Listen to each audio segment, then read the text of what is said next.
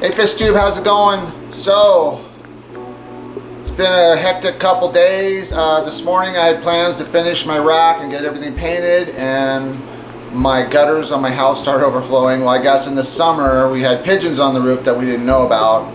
So as it snowed, all that poop got washed down into my gutters and then picked up other stuff, twigs and stuff, and clogged all my gutters. So I had stuff flowing out in my on my sidewalks and my entry and everything. So I had to get out there and clean that up in the freezing temperature and wash all those out and use some warm water. So that's what I've been doing all morning, but I'm back in the fish room. So I want to talk about these guys. We've done real well. The bacteria seems to be gone away, whatever the issue was. Maybe it was a genetic thing, but 2 weeks I lost 10 of them, almost one a day. And then now it looks like we're good. So it's been about 2 more weeks and no more deaths. So what I did is I did them through a treatment of levamisole. I was feeding them Metro Flake, and then I did a ICX and erythromycin, and then I put them through salt. And now they're on their second levamisole. So they're not, the first levamisole, they were putting out some pretty, I don't know if they were worms, but it would look like a white bacteria of some kind. So it could have been an issue, parasites or something, but they're all looking good. So I have about 60 of those left.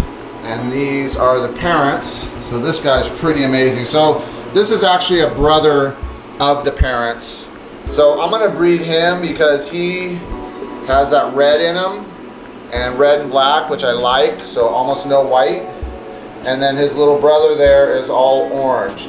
So I kept these two on purpose to hopefully breed that red in. So I'll probably pick one female out of this, the most colorful female as far as color, and no white and the red or orange, and then I'll breed that back. But it'll be a, so the thing with angelfish is they can overrun a fish room real quick, kind of like the barbs and the rainbow fish.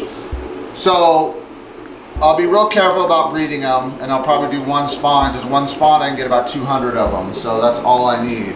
But these guys are ready to go. So if you're local here and you want some angelfish, let me know. I'll give a good deal on them. They are the red koi. The guy that I bought them from was back east, and he said he flew into Seattle to buy them from Aquarium Co-op. Now I can't confirm that, so I don't know. But there is stories of people flying in and buying the angelfish from Aquarium Co-op from Dean. So I don't know. I can't claim that, but that's what I hear. So if you're local and you want some angelfish, let me know. They're pretty cool. I believe I got them over whatever the hump was. Now it could have been genetic. I don't know. So I'm not going to claim that all that medicine helped them, but let me tell you something, these are probably the cleanest angelfish in Utah right now. So, and I'm in Utah County. So a couple other things. All right, let's go over here. And so I built this rack yesterday, and this is what I was going to finish today. So I was going to go 3 high.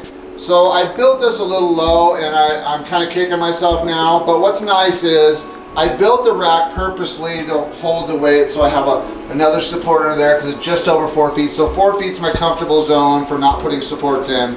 But what I did is I brought these ends out here.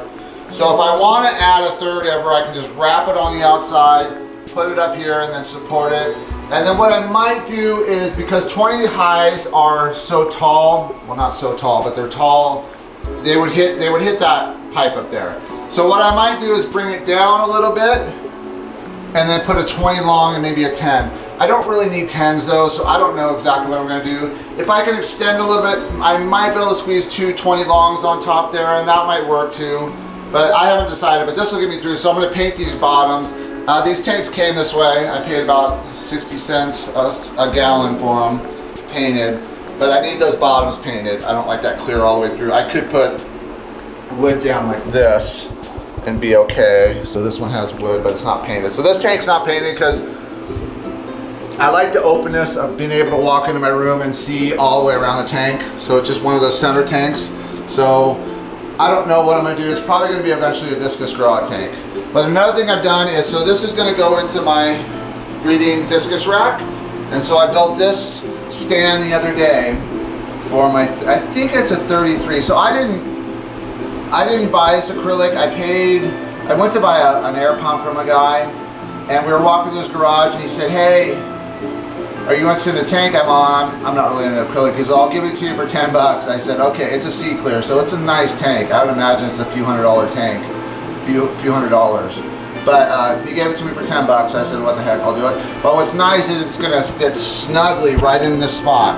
So it's gonna go under this 90 here, and I'm gonna make that just my fun tank. I'm gonna plan it. I'm not sure exactly what I'm gonna do with it. But here, when I empty out my pond, so these all the fish that were in my pond, that was where this is, that big black pond. So you got the crebenza. So you see there, that little girl, she came in with one eye. So I'm gonna probably keep her just because she's such a fighter. So I'll find a tank for her, maybe a 10-gallon, and then the big male's right over there.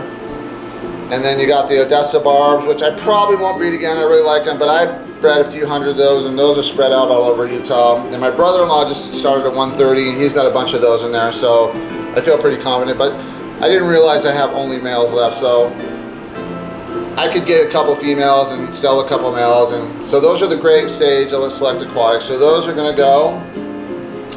And then this is Grandma here. She's I don't know if she's a bushy nose. I don't think she is. But she's big, and she is actually the fish that started my new fish room as far as cycling. I used her and a few zebra danios, and I actually bred the zebra danios, which was a total accident. So she gets to stay no matter what. She stays here. She has got sentimental value. She's nothing special. She's just a common. I believe a bristlenose female, but she's big, so I think she might be something else. And then, so all this tank's pretty much going to go. And then here is our betta fish. My twin daughters, they're 12, they saw this fish in the store and it was almost dead. So we asked if we could have it to take it home and try to save it, and the owner said that's fine because it's probably not going to make it. Well, they nursed it back to health, and now it's in my fish room. So this fish won't go anywhere, and I believe his name is Azure. So it's the only fish with a name in my fish room. And I told them the other day I was going to get rid of it, and they lost their mind. So he's not going anywhere. So that is just a story of me and being a sucker and saving animals, because I've taken in stray dogs and animals and rabbits and turtles, and so if it needs help, I'll try to help it and find it a good home. But that one's staying, so that'll stay, those angels will stay, and Grandma will stay. So Grandma is one of the originals. Has most of my bushy nose are here in the room, are like 4th, 5th generation from her. So this is just a fun tank, but most of these fish are going to go, but the fish I talked about are going to stay. Now these are guppies. These are my overflows. So about a month ago, I sold about a few thousand of these to a wholesaler, and they're just a lot of regulars. So what's left is basically some of the color I wanted, and then I'll probably just sell these for, you know, really cheap.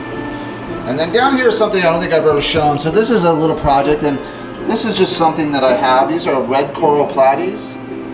I'm not really a platy person or any kind of live bear really, except for guppies, but these came and I thought these were really cool, and they're actually good sellers. But what's nice about them is they're prolific. They reproduced. I've probably gotten about 300 fish out of this little 20-gallon down here, and really I just dump baby brine shrimp in it every day, whatever's left. So, and this is my overflow tank, which is going to be a little dark, but there is the skunk cat in there, red sailfin,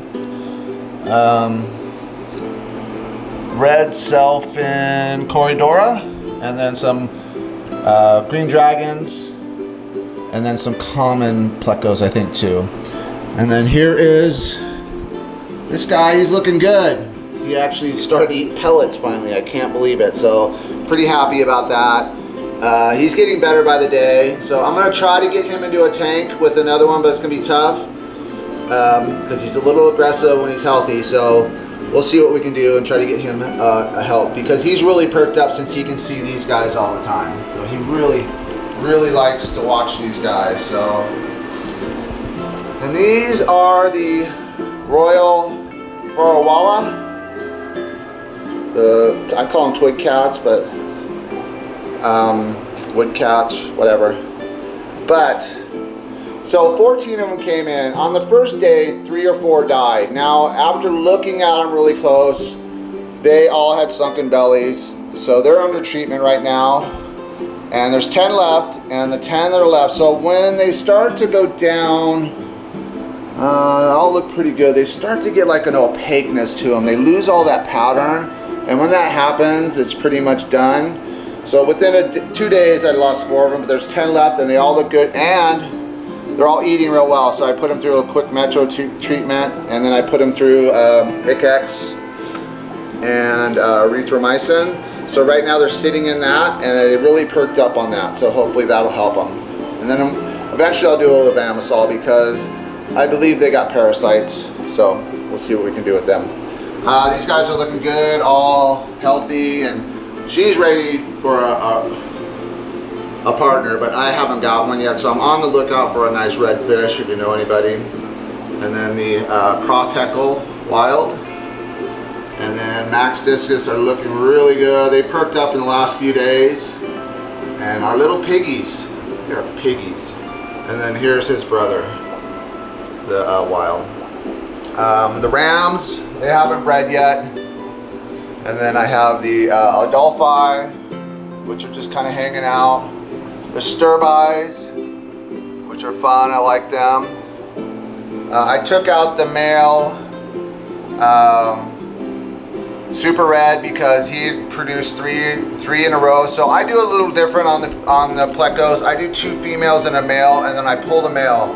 And what I find is if I can do 2 cycles with those females, it produces really quick, and then I pull that male out and then feed him for about a month and then put him back, and then it's like literally 2 or 3 weeks I can have, you know, 75, 80 babies. So a little different than the normal, but it just works for me. But you gotta be careful. Do not let the male just sit in there, because he will just sit in that cave and watch those babies and not eat, and he will starve himself to death. So you gotta be real careful with this technique. You gotta do it a little bit backwards and pull that male out. And really what I do on the second spawn, as soon as they spawn, I just pull the whole cave out and put it in another tank, and then let him raise them in there. And then in about 2 weeks he comes out and he starts eating, and when he eats like a pig because he hasn't eaten in about a month. So be real careful. That's why you do the 2 males and the female, so the males can have a break, okay? And then down here is the albino green dragon. Now they haven't done anything, but I'm just kind of letting them hang out. So he caved up for a couple days and then he stopped. And these are Peter's Guppy Guru. So those are his females, and these are mine that I've kind of produced over like 18 months. I like that little fish right there. So a cross-skin Endler. He's got like that good pattern. Simless are doing well, no breeding yet, but they're still young and only been in my room for about a month or so. And down here I have the Florida flag, which is the American killifish. He just went hid. So they're looking good. So everything's looking really good. These guys getting close. They're hungry. So I got to do a water change on them right now. So they are looking really good. Oh man, a good strain. I'm not sure what I'm gonna do, but I'll pull out the wild type. So those are brothers right there, the brown. So wild and red spot cross. And then I got the red covers. They're called a few names, but I actually pulled a couple of those. So there's some different kinds in there that I got from Max Discus too. So he shut down for the winter. He won't be back up till spring probably. Oh, and I wanted to show this. So I asked my daughter, she's kind of a little artist, she's 12, and I asked her if she can paint, or give me a picture. And the other day she came down and gave me this. So pretty talented, she's young, she just started like a few months ago, so probably gonna get her into some art classes. But I'm gonna frame that and hang it up. So that's my goal, is to put stickers all over and pictures hanging above this, above the shelf, and then maybe across the top here. And then I'm not sure if I'm gonna go 3 high. So my next project is to move this over here, pull this out, paint that side, get that ready, and then build a rack here, which is all gonna be my 29s. So I've just come to the conclusion I'm only going to go 2 high. I'm not going to go 3 high. It's just too high. And I just want to make it as easy as possible. So I'll build a 29 rack here, 4 29s here, 8 29s there. And then here what I'm going to do is take this tank, drop it down. I'll probably paint the trim black because it drives me nuts. And then I'll drop that down, put a 20 next to it, and then put 3 20s across. So that's probably my last project. And that's about it. So these are getting hopefully done today if I don't come into any more emergencies. And let's see, anything else? Oh, the Synodontis catfish are doing well. So I've seen a female in here today and she looks grabby. She looks fat. So what's happening is these bozemanii are producing in this spawning mop, and then the catfish, they constantly go into that spawning mop and eat those eggs. So it's helping them as far as health, but also to produce eggs. So they're very slow as far as it takes years for them to start spawning, but I've been patient because it's one of my favorite fish is the Synodontis petricola. Oh, and then over here I just want to show you this. So this might be hard to pick up. So I started breeding my bozemanii again. Yeah, we won't be able to see them. But there's about 100 babies in there. Oh, there's one swimming right there. There's a couple of them. Tiny, tiny, tiny. So I got to feed them. And then this is also the super red Pleco. There's Dad. Eating, eating, eating. That's all he's doing because he took so much time on those fry. So believe it or not, there's about 40 or 50 bushy red nose, the red, super red. Oh, there's some of the bozemanii. I don't know if it's going to pick it up or not. Those are a little bit older ones, but they're all over in here and they hide in this grass. Okay. All right, you guys. So I know the holidays have slowed down as far as YouTube, as far as, you know, people watching YouTube, and I get that. So I just kind of want to do this, and then what I'm going to do is hit it hard in the first of the year and really start focusing on making, you know, information videos again. But as you can see, my room's kind of in disarray, and that's by design because I want to fix it up and then start working as far as fish and everything. I don't want to be working on fish and then working on tanks, working on fish. So my goal is by the new year to have all those projects done and hopefully be ready to go by the new year and start up strong.